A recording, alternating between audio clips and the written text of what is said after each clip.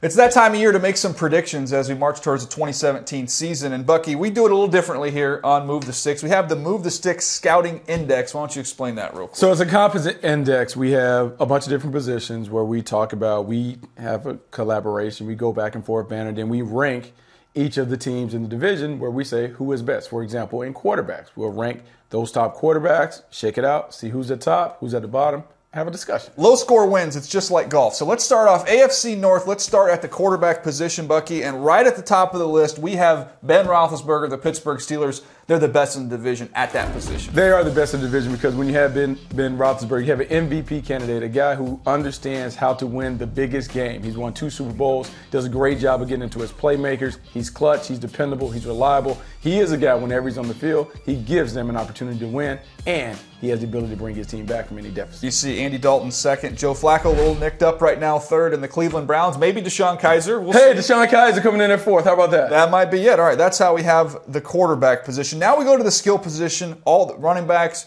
wide receivers, tight ends in this division. It's a tough one between number 1 and number 2, but we ended up staying again with the Pittsburgh Steelers. Yeah, we talked about Ben Roethlisberger being the best quarterback. Part of the reason he can be the best is because he has the best weapons at his disposal. When you think about Le'Veon Bell, Antonio Bryant, Martavis Bryant, so many different guys that can make big plays. You have to like what the Pittsburgh Steelers are able to do. Yeah, so we've got Pittsburgh 1, the Bengals right behind them again. We actually have the Cleveland Browns, some young players, Corey Coleman, David Njoku, rookie tight end. Keep an eye on Duke Johnson. Duke Johnson may be a slot receiver for them. They've got some dudes. Now Baltimore's had some injuries, Dennis Pitta being a big one. Some new faces there, Jeremy Maclin and company. They round out the division there at the skill spots. Now let's go to the offensive line. Bucky, are we staying with the I feel like it's very Pittsburgh-centric, this viewing, but Pittsburgh, yeah, they have the best offensive line. They really patched up that offensive line from a couple years ago. They're playing better. They're able to run the football. They also protect big men. And when you think about offensive ball, you have to be able to win it. And in the trenches, they dominate in the trench because they're physical, they're rugged, and they really play on the string. Good news for the Browns. They come in at number 2 on our list for all the additions they've made in the offensive line in free agency. Bring over Treader, bring over Zeitler to pair up with Joe Thomas there. I like that group second, followed by Baltimore and then Cincinnati. All right, that's the offense, Buck. Let's switch over to the defensive side of the ball, and let's look at the front 7. Look, the Cincinnati Bengals are a team that I'm really excited about. I'm excited because their defense has been in the top 10 for a while. When you think about the personnel and the talent that they have, Geno Atkins, Carlos Dunlap, Vontaze Burfict up front, they are physical, they're nasty, and they're athletic. And so in this division, you have to be able to kind of play rugged and rough. They can do that because their front 7 allows them to. And this entire division, I think, is really good in the front 7. You look at the Pittsburgh Steelers and what they've done. I think their defensive line, one of the more underrated defensive lines in the National Football League. Then you go to Cleveland.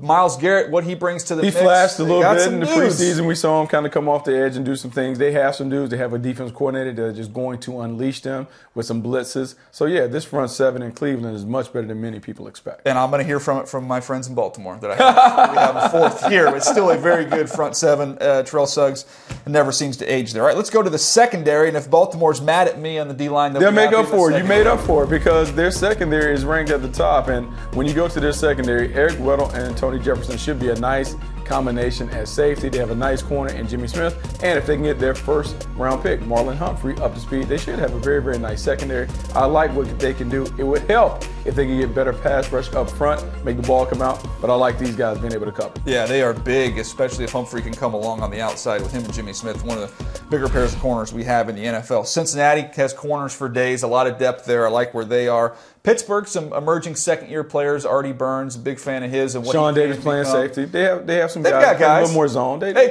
Cleveland's not bad. I mean, this is a good defensive division. Cleveland rounds it out there at the 4th spot. All right, we've done offense, we've done defense. Let's go to the coaches, Buck. So I'm going to go to Pittsburgh again because not only Mike Tomlin, but the cast of characters that he has around him. Todd Haley being an offensive coordinator who does a great job of creating big play opportunities in the passing game, but also feeding Le'Veon Bell. And then on defense, Keith Butler has done a good job of turning this team from a zone blitz team to more of a zone-oriented team that can see the ball and get the ball. I like what they're doing in Pittsburgh. Yeah, Baltimore comes in second with Harbaugh. You have Cincinnati, Marvin Lewis, a lot of division titles, a lot of playoff appearances. Need to get over the hump and get something done in the postseason. And then Cleveland, Hugh Jackson comes in at number 4. Yeah, there you go, Greg Williams, your guy. All right, let's look at the totals here. Offensively first, we see here again, low score wins just like golf. Pittsburgh, we believe, is the best offensive group inside the division. The Ravens, surprisingly, down there at number 4. We flip it over to the defensive side of the ball. Let's see where the Steelers are on this one. The Steelers fall all the way to third. The Bengals alone at the top of the division, and the Browns there at the bottom. And then we look at it overall now, Bucky. This kind of tells you who we think has the most talent heading into the season and who we believe will win this division. And there you have it. The Pittsburgh Steelers right at the very top, and the Bengals and Ravens very close together. And really the Browns not that far Not off. too far off. I think the big thing in that of all of it, like the Steelers, yeah, we talked about them and Najee being a team that we expect to be a favorite. But the Browns, if you look at the talent, they're not as bad on paper as some would imagine. If they can get some decent play, maybe they win 6 or 7 games. It's kind of reflected in our confidence rate. Looks like a very competitive division.